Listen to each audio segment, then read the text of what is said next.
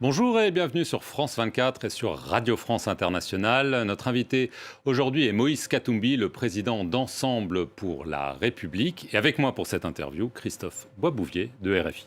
Moïse Katumbi, bonjour. Bonjour Boisbouvier, bonjour Perleman. Monsieur Katumbi, on va commencer par la situation dans l'Est du pays. Les violences, les exactions continuent malgré les tentatives de médiation. Est-ce que vous êtes d'accord avec le président Félix Tshisekedi quand il accuse son homologue rwandais Paul Kagame d'être l'agresseur et quand il appelle à la rescousse la communauté des États d'Afrique de l'Est? Vous savez, mes pensées vont d'abord à la population congolaise. Nous avons de milliers de déplacés, des guerres dans notre pays. Et je condamne fermement cette agression du M23. Vous savez que ce soit le Rwanda ou le Burundi ou l'Ouganda, je ne serai jamais d'accord que de pays voisins puissent aider les rebelles dans notre pays. C'est une guerre injuste. Le M23 doit partir. Vous savez, moi, je ne suis pas quelqu'un qui pleure. Ça fait depuis 1998 que nous sommes en train de condamner les autres pays voisins. Il faudrait qu'on cesse de pleurer. Il faut que nous puissions agir. Donc, il faut que nous puissions motiver notre armée. Est-ce que vous vous opposez à cette force d'interposition des États d'Afrique de l'Est qui a commencé à se déployer? Vous savez, il y a deux pays soupçonnés chez nous. Il n'y a plus la confiance de la population. Nous avons une très bonne armée, mais nos militaires ne sont pas motivés. Vous savez, c'est une armée forte, une armée professionnelle. Nous avons des militaires qui ont débouté les M23. Ils avaient quitté nos frontières. Mais le grand problème que nous avons aujourd'hui, l'armée est démotivée. Moi-même, lors de ma tournée à l'est du pays, j'avais écrit au président Tshisekedi une lettre et j'avais parlé avec lui pour dire, écoutez, il faudrait qu'on améliore le salaire de militaires. Ils sont démotivés. Et aussi, il faut qu'on organise des bonnes élections parce que, vous savez, la légitimité aussi dans un pays doit compter. Et le grand problème que nous avons aujourd'hui, aussi longtemps que nos militaires ne sont pas bien rémunérés, le social ne marche pas et nous allons toujours continuer à pleurer. C'est pourquoi je dis, il y a moyen d'arrêter cette guerre, il faudrait avoir une vision et il faut dire non à l'agression. Alors les élections présidentielles, législatives, elles sont prévues par la CENI, la Commission électorale, le 20 décembre 2023. Pour la plupart des observateurs internationaux, le calendrier est matériellement intenable et un glissement inévitable. Mais le président Tshisekedi affirme que ce ne sera pas le cas. Quel est votre point de vue? Vous savez, je me rappelle bien du cardinal Ambongo. Il avait dit, d'un mal, parfois, on peut sortir un bien pour le pays. D'abord, l'élection de Kadima a été contestée par tout le monde. Le président de la CENI. Le président de la CENI. Mais le plus important pour nous, c'est l'unité et l'avenir de notre pays. Oublions le passé, voyons voir l'avenir. J'espère que Kadima sera à la hauteur pour nous donner de bonnes élections. C'est vrai, il va être très difficile, mais il reste une année. Si on a la volonté de changer les choses dans notre pays, le président Kadima doit les démontrer. Et en plus, le plus important pour moi, c'est les jours des élections. Je demande à la population congolaise, ils doivent aller s'enrôler. Et le jour, nous n'allons pas permettre cette fraude, les élections chaotiques qu'on a eues en 2018. Je demande à la population congolaise de faire des sacrifices pour que nous puissions avoir de bonnes élections. Le jour des élections, ils ne doivent pas quitter le bureau de vote. Mais est-ce que l'état de siège décrété en Ituri et dans le Nord Kivu depuis plus d'un an ne risque pas de faire obstacle à la transparence? Vous savez, je veux parler de l'état de siège, mais je voulais terminer d'abord le jour de vote. Ils ne doivent pas quitter le bureau de vote. On doit compter et afficher le résultat. Et nous ne serons pas d'accord avec le vote électronique, on sera d'accord avec le vote semi-électronique. L'état de siège, c'est un malheur pour nous. On a renouvelé l'état de siège plus de 40 fois aujourd'hui dans notre pays. Et l'état de siège a été mal planifié. Malgré que j'étais dans l'Union sacrée, on n'a jamais été consulté, mais cet état de siège a créé plus de problèmes. Et je crois que si on a été contacté, si tout était planifié, le gouverneur militaire ne pouvait pas rester à Goma. On allait le mettre dans les territoires où il y a la guerre. Comme ça, il allait être au front au lieu de rester dans un bureau climatique. Mais j'espère bientôt les militaires vont tout faire pour chasser le M23 dans notre pays et que nous aurons de bonnes élections. Alors justement, à propos de bonnes élections, Adolphe Musito, l'ancien Premier ministre, accuse la CENI de planifier une fraude. Est-ce que vous aussi, vous suspectez qu'une fraude est en train d'être planifiée ou est-ce que vous accordez sa chance à la CENI encore ? J'accorde la chance à la CENI. La seule solution, c'est la population. Elle doit rester vigilante. Elle doit rester sur chaque bureau de vote. Elle ne partira jamais aussi longtemps qu'on n'a pas encore compté les voix et affiché le résultat. Jusqu'à nouvel ordre, Moïse Katumbi, votre parti Ensemble pour la République et vous-même, vous êtes toujours allié de Félix Tshisekedi dans l'Union sacrée. Qu'est-ce que vous pensez, quel bilan vous portez, qu'est-ce que vous pensez de la gestion du pays par le président Tshisekedi depuis 4 ans ? Vous savez, je suis allié dans l'Union sacrée, ça fait 2 ans. Le président Tshisekedi avait fait appel à moi et à mon parti pour le rejoindre. Mais le bilan est très mauvais. Le bilan est chaotique. Mais j'ai donné des conseils en interne, j'ai écrit au président de la République et j'avais aussi donné le cahier de charge quand j'ai accepté de rejoindre l'Union sacrée et ce cahier de charge n'a pas été considéré. Alors, depuis des mois, tout le monde se pose la question, en raison de ce que vous venez de dire, de vos critiques à l'égard du président Tshisekedi.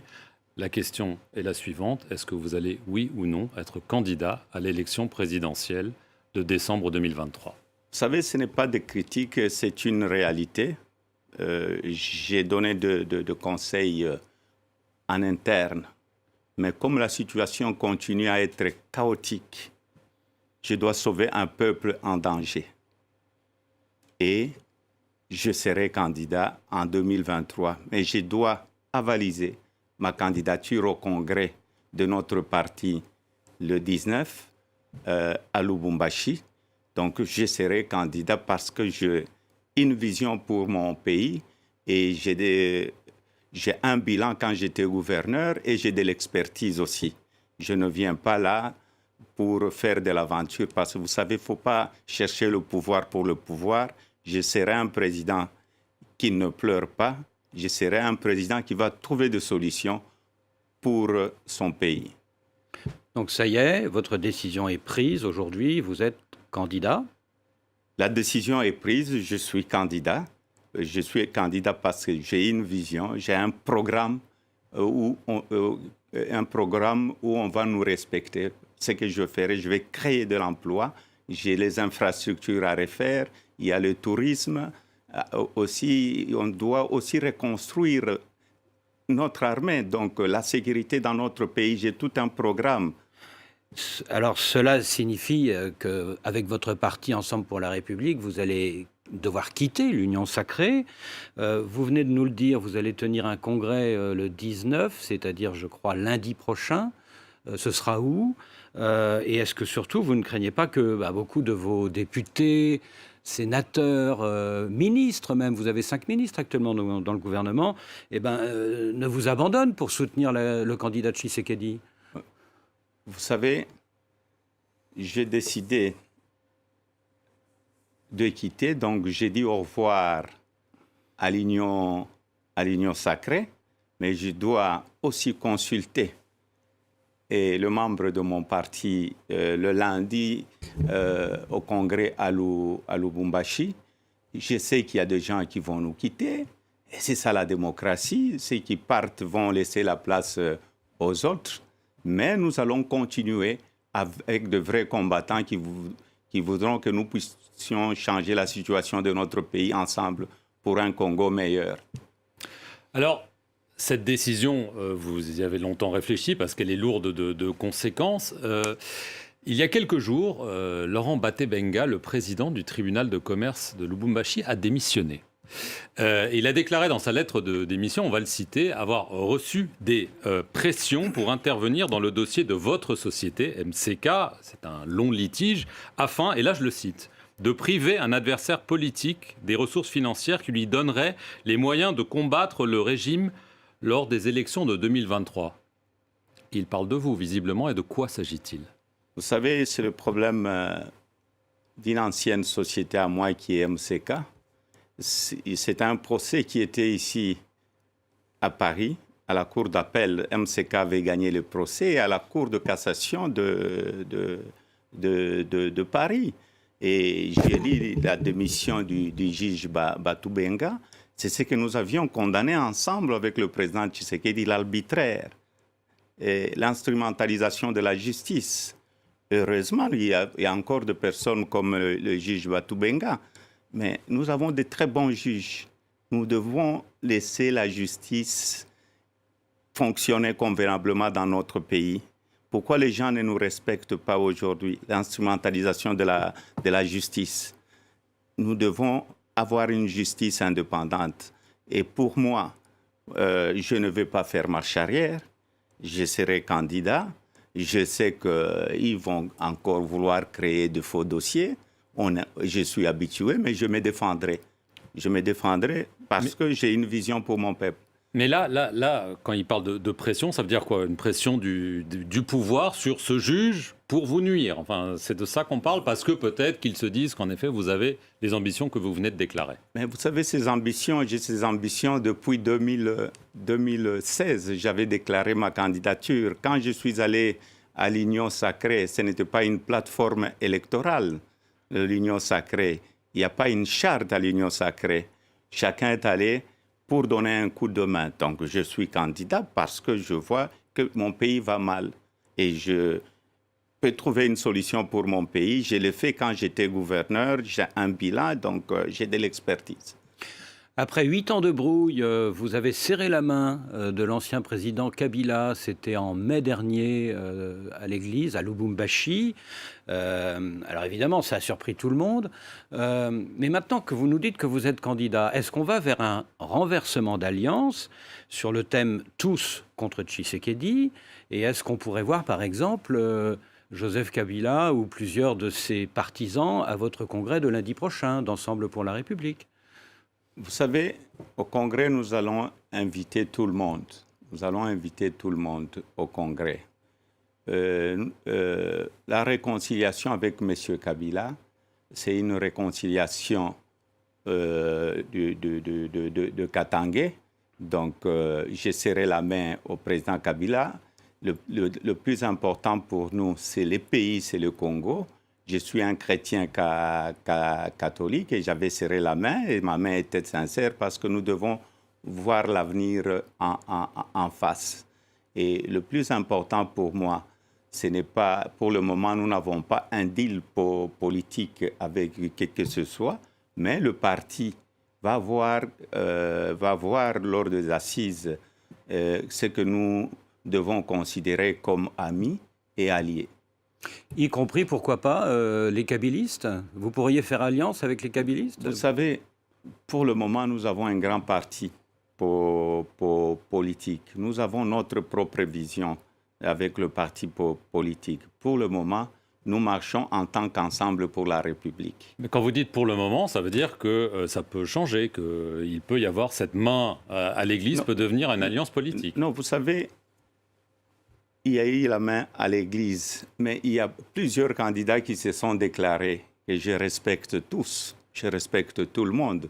Mais jusqu'à aujourd'hui, ce n'est pas à l'ordre du jour. Mais justement, il y a beaucoup de candidats dans l'opposition, en plus de vous, hein. Monsieur Katumbi, il y a Matata Ponyo, il y a Mouzito, il y a Fayoulou, pourquoi pas demain le prix Nobel de la paix 2018, le docteur Mukwege.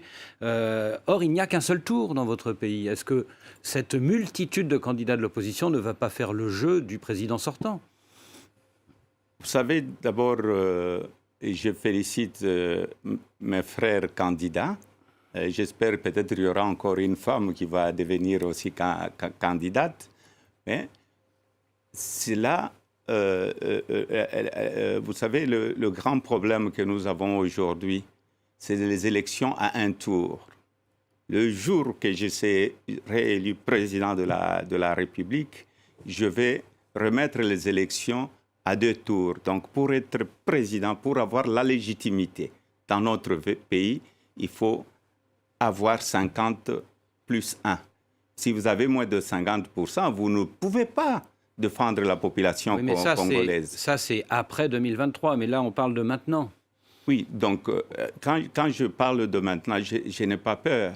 De toute façon, vous savez, la porte est ouverte à tous les candidats. Je l'ai fait quand j'étais à l'opposition. Avec le rassemblement à Genève, la porte est ouverte, mais là, j'ai un grand parti politique. Je ne peux pas décider seul aujourd'hui.